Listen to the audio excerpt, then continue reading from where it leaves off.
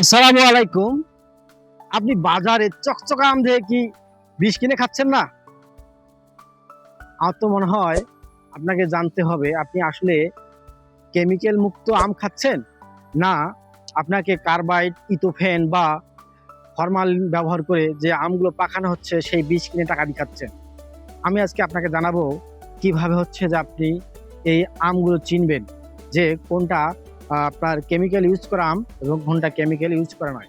প্রথমত হচ্ছে যে আমগুলো হচ্ছে যে কেমিক্যাল ইউজ করা হবে না, সেগুলো আম হচ্ছে যে পাকা হবে, কিন্তু হচ্ছে যে ওর পিছনের দিকে গাঢ় মানে আমের একটা কালো কালার বা এরকম সবুজ কালার থাকবে এবং উপরের দিকে একটু হলুদা থাকবে, সম্পূর্ণ গা হলুদ হবে না।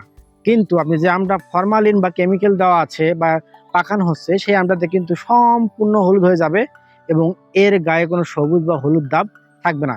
এবং যে আমটা হচ্ছে যে আপনার কেমিক্যাল ইউজ করা সেই আমে কিন্তু কোনো প্রকার দাগ থাকবে না। যে আম হচ্ছে পাকা এবং কেমিক্যাল ইউজ করা পরিপক্ক আম, সেই আম হচ্ছে পাকার পর কিছু কিছু দাগ থাকতে পারে।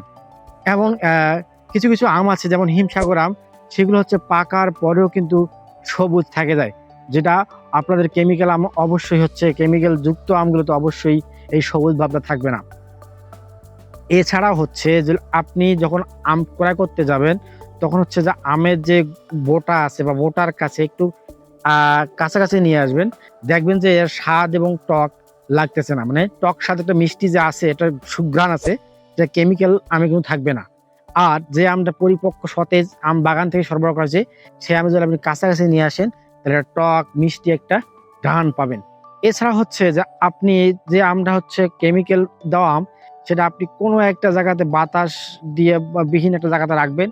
দেখবেন যে ওখানে পাকার পর ওখানে থেকে কোনো মিষ্টি গন্ধ ছড়াচ্ছে না। আপনি যে আমরা পরিপক্ক আম কেমিক্যাল দেওয়া নেই ওখানে রাখবেন, দেখবেন যে ওর পাশাপাশি জায়গাতে কেমিক্যালের মানে একটা সুগন্ধ ছড়ে যাচ্ছে, যেহেতু এখানে কেমিক্যাল দেওয়া নেই।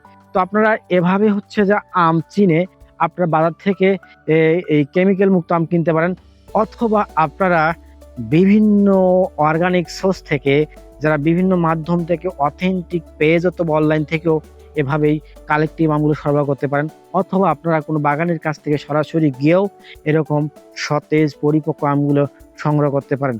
আপনারা এরকম ইনফরমেটিভ তথ্য পেতে আমাদের লাইক, কমেন্ট এবং শেয়ার করে পাশে থাকুন। ধন্যবাদ। আসসালামু আলাইকুম।